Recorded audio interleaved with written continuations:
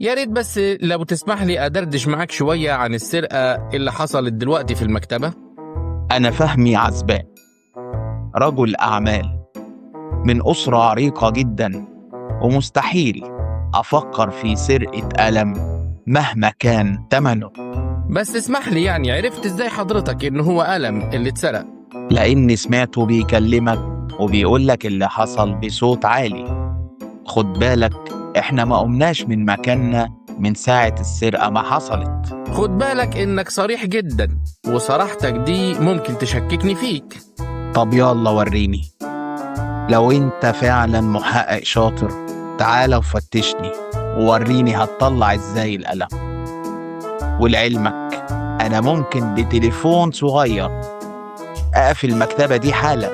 طيب وعشان كده بقى انت عملت المشكلة مع البياع علشان تحصل الضجة دي كلها وتقدر تعمل اللي انت عملته؟